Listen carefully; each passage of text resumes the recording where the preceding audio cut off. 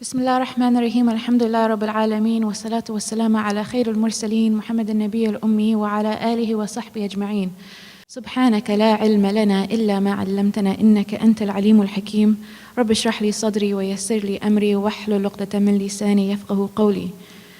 It's really always an honor to be with all of you at the Mass Convention. The Mass Convention is actually one of my favorite functions that the Mass Greater Los Angeles chapter puts on.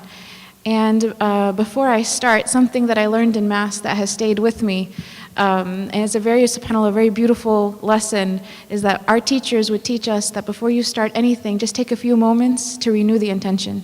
Take a few moments, inshallah. So I'll give us maybe 30 seconds. Just imagine that there's no one in this room except for you, and that Allah subhanahu wa ta'ala is looking directly at your heart and the condition of your heart, and what is it that your heart intends in terms of coming closer to Him and learning something of benefit.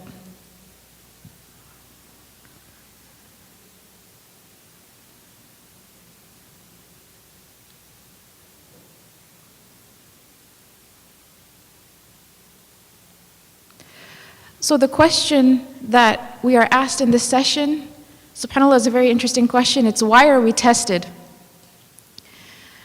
To ask why are we tested is similar to asking why are we alive? Because if we are alive, we are tested. And that this life, as Allah subhanahu wa ta'ala Himself mentions in the Quran, is a test. He says, الَّذِي خَلَقَ الْمَوْتَ وَالْحَيَاةَ لِيَبْلُوَكُمْ أَيُّكُمْ أَحْسَنَ عَمَلًا. That He has created death and life to see which of us is best in action, is best in amal. And amal is more than action. The word amal actually means work. Who has the best work? And the word ihsan or ahsana, it means more than just to have the best. It means to beautify. It also comes from another word, which is ihsan, which is to recognize that when we're doing something in a way that is pleasing to Allah, because we imagine in that moment He is watching us. And even if we recognize that we can't see Him, just feeling that He is present over us all the time, that's going to have an impact on what we do. So to say, why are we tested, is a question that's very similar to saying, why are we alive? We are alive to be tested. And we are being tested to see how we will respond to Allah subhanahu wa ta'ala.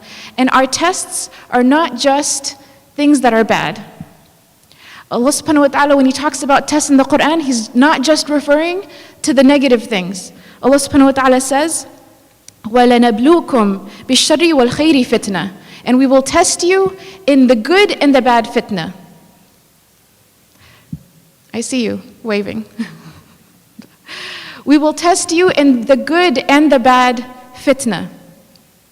What that means for us is that even our blessings are a test.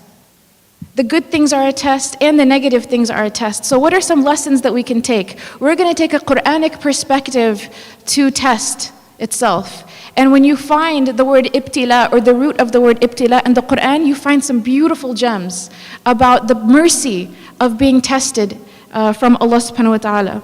Actually, in Surah Al-Mulk, after Allah subhanahu wa ta'ala mentions this verse, He talks about those people who did not pass the test, and then He talks about the people who passed the test. And what does He say about them? He says, لَهُمْ مَغْفِرَةٌ وَأَجْرٌ كَرِيمٌ. That they have forgiveness and great reward. So why are we being tested? It's so that we can, inshallah, if we pass this test, we have forgiveness and great reward. No matter what that test is, it's never a bad thing. It's a good thing. Now, I want to talk a little bit first about the test of our blessings. Allah subhanahu wa ta'ala, again in the Quran, He says, لِيَبْلُوَكُمْ فِي مَا آتَاكُمْ فَاسْتَبِقُوا الْخَيْرَاتِ. So He will test us in what He has given us, and what is the response? Is to rush and compete with one another in doing good deeds. Al-khayrat is anything that is good. So this is the person whose cup is full. This is the person who is enjoying blessing. And the response to this test of enjoying blessing is gratitude towards Allah subhanahu wa ta'ala and generosity. And the person who is truly gracious and the person who is truly grateful to Allah subhanahu wa ta'ala finds generosity to be easy, because they know the source of the good is from Allah. Allah says in the verse, what we have given them, مَا آتَاكُمْ, what I have given you. So the test of the good things is to be generous and to race in doing good. This is something that as we enjoy some of the greatest blessings human beings can enjoy on earth in America and in Southern California, we have to ask ourselves about this test. How are we doing with fastabiqul khairat? Are we rushing to serve Allah subhanahu wa ta'ala and to serve His creation in the doing of more good deeds? It's proactive good. What are we doing to heal others, to heal society? What are we doing that's of benefit? Or are we just consumers? Or are we just looking for personal satisfaction and comfort? Allah subhanahu wa ta'ala also says, وَلَنَبْلُوَنَّكُمْ حَتَّى نَعْلَمَ الْمُجَاهِدِينَ مِنْكُمْ وَالصَّابِرِينَ. And I will surely test you until I know those who are struggling for my sake and those who are patient. And another interesting thing about this verse is that we usually, again, consider these words, patience and striving, mujahideen, as being people who practice this during difficulty. But again, what about during ease? How do you practice mujahada during ease? How do you practice struggle and striving during ease? Again, what are you doing with your blessings? Are you tempted by the good things to use them in the wrong way? Or are you fighting and struggling to make sure that you guard yourself away from those temptations and use them in the way that Allah is pleased with? One of the greatest blessings that people can enjoy on this earth, outside of beauty, is health. What are we doing with our health? Sorry, not beauty. I was going to say outside of wealth is health. But beauty is another one, especially in Southern California, where the pressure to look a certain way is very strong. You're around Hollywood culture. You have I think it's a series called The OC. Everyone's striving to look like a certain thing. With everything that Allah subhanahu wa ta'ala has given us, with your beauty, what are you doing? How are you grateful to Allah for that blessing? How are you passing that test? What are you doing with your health? What are you doing with your wealth? What are you doing with your free time? That requires mujahada. And you're saying, okay, well, if I'm enjoying all these blessings, then where do I experience patience? The scholars said one of the hardest forms of patience is the patience over continuing to do the acts of obedience. The person who's tested in hardship, sometimes they have no other recourse but to endure that situation and try to persevere. They say the test of Yusuf alayhi salam, for example, when he was in the well, and he had no other course in that situation. He had nowhere to turn except to Allah subhanahu wa ta'ala, and that patience is easier than the test of when he was tempted by the wife of Al-Aziz. The type of patience he experienced there was a greater form of patience. So we have to also experience patience, perseverance with the good things that we are given. We have to experience and strive for patience with continuing to do the right things at the right times. The simple thing, the act of prayer, to perfect our prayers, to perfect our wudu, to perfect our relationships with other people, with His creation. These things also require patience. Now moving on to the type of patience, the type of test that's specifically turbulence, right? The difficult things. Allah subhanahu wa ta'ala says, وَلَنَبْلُوَنَّكُمْ بِشَيْءٍ مِّنَ الْخَوْفِ وَالْجُوعِ وَنَقْصٍ مِّنَ الْأَمْوَالِ وَالْأَنفُسِ وَبَشِّرِ الصَّابِرِينَ الَّذِينَ إِذَا أَصَابَتْهُم مُّصِيبَةٌ قَالُوا إِنَّا لِلَّهِ وَإِنَّا إِلَيْهِ راجعون أُولَٰئِكَ عَلَيْهِمْ صَلَوَاتٌ مِّن رَّبِّهِمْ وَرَحْمَةٌ وَأُولَٰئِكَ هُمُ الْمُهْتَدُونَ. This verse is incredible. Allah subhanahu wa ta'ala says in Surah Al-Baqarah that we will surely test you in something of fear and hunger and the loss of wealth and the loss of lives, but give glad tidings to those who are patient, those who whenever they are inflicted with a calamity, they say, truly to Allah we belong and to Him we return. For those people, upon them will be the salawat from their Lord, the glad tidings, the mercy from their Lord, wa rahmah, the mercy from their Lord, and they are the ones who are guided. And the thing that's so incredible, subhanAllah, about this verse, so again, you have the word as-sabirin. The person who's patient in this situation is different than the one who's patient during times of ease. Now, it's incredible, subhanAllah, how we are treated by Allah subhanahu wa ta'ala when it comes to situations of difficulty. If the person passes their tests with patience and faith, the reward is unimaginable. We know that even when we prick our fingers on a pin, it purifies us from sins.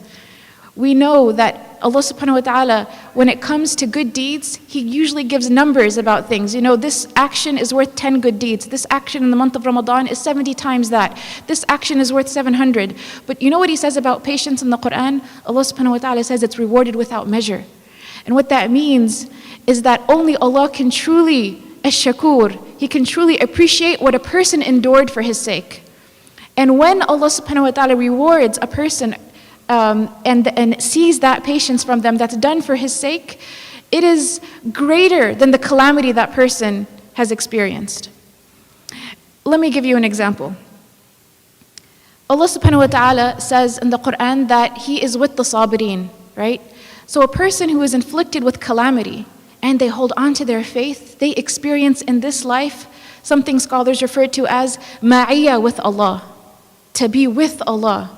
Because when a person is inflicted, they keep turning to Him. They keep asking, Allah, please make this easy for me. Help me to be strong. Help me to turn to You. And this creates a closeness between the one who is being tested and their Creator. So they get to experience this in this life. Now, one of the things that's amazing and incredible about the next life is that the most difficult and painful moments of this life that are passed with patience and faith for the sake of Allah subhanahu wa ta'ala are going to be the things that are the most rewarded. And when a person in the next life is given their place in paradise, they will be given that high elevated rank because of this patience that they had for the sake of Allah subhanahu wa ta'ala. And in that moment, when they're in Jannah, the dearest moments of this life to them, the most beloved moments of this life to them, will be the moments that they were the most tested. The most painful moments of this life will be the most beloved to them in the next life, because it is what got them this beautiful and high rank. So subhanAllah, the people of paradise, Allah subhanahu wa ta'ala will ask them, do you want anything more? But you know what the martyrs say? The martyrs, and you know what a martyr goes through, the martyrs will say, wow, subhanAllah. The martyrs will actually say, send me back to earth so I may be killed again for Your sake. The most beloved moment for them in Jannah is the moment that they were killed for the sake of Allah subhanahu wa ta'ala, the moment of the most pain, because it is what got them that proximity, that closeness to Allah subhanahu wa ta'ala in Jannah. So understand that sometimes when Allah subhanahu wa ta'ala is testing us and we go through this pain, if we go through with patience and faith, this is actually a reason for us to celebrate in Jannah and to be so thankful in Jannah. Thank You, O Allah, for putting me through that test that got me this beautiful place with You, that got me closest to You.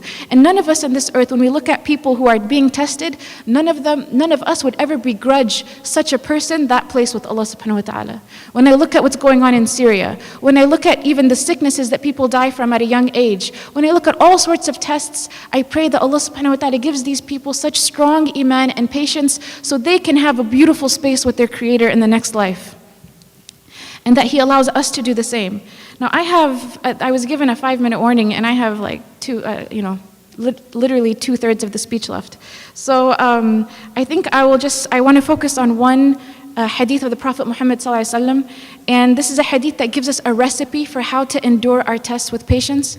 The Prophet Muhammad sallallahu alaihi wasallam, he said, "A strong believer is better and more beloved to Allah than a weak believer, and there is good in both." Sometimes our tests are not just physical tests, but they're also tests inside of our own hearts. And when we feel weak as a Muslim, sometimes we feel there's no good in us. But the Prophet Muhammad ﷺ is saying, even when you're weak, there's still good in you. Yeah, if you're stronger, that's better. But if you're weak, you are still beloved. The hadith doesn't say Allah does not love the weak believers. He says it's more beloved. So you as a weak believer are still beloved to Allah subhanahu wa ta'ala. And then the rest of the hadith gives you the recipe for strength and patience. The Prophet Muhammad ﷺ said, guard over that which benefits you. When people are tested, sometimes what they're thinking about is something that has no benefit.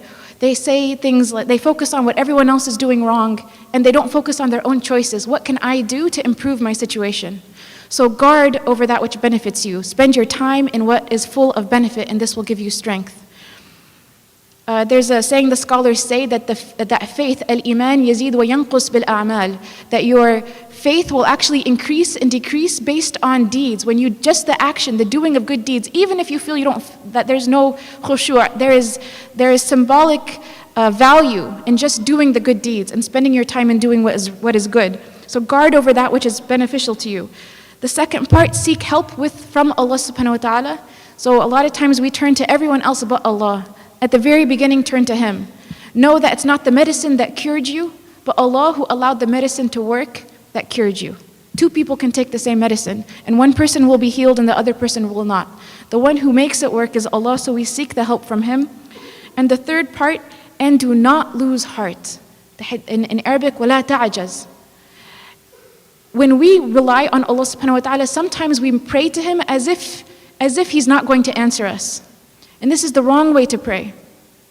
We have to have hope, and we have to have full knowledge that Allah is greater than whatever problems we have. If the problem is a calamity outside of ourselves, Allah is greater than it. If the calamity is a sin that we keep doing, Allah is greater than it. If the calamity is depression, if the calamity is my family, if the calamity is my job or my children, Allah is greater than my calamity. So la ta'jaz, you have to maintain hope. And if something befalls you, don't say, if only I had done such and such, but rather say, قَدَّرَ اللَّهُ مَا شَاءَ فَعَلَ. That Allah has ordained this and He does what He wills, for verily if opens the gateways to the shaitan. Now this part is extremely important. We have to recognize when tests befall us, they were written. So long as something is in the past, it is part of Allah subhanahu wa ta'ala's perfect plan.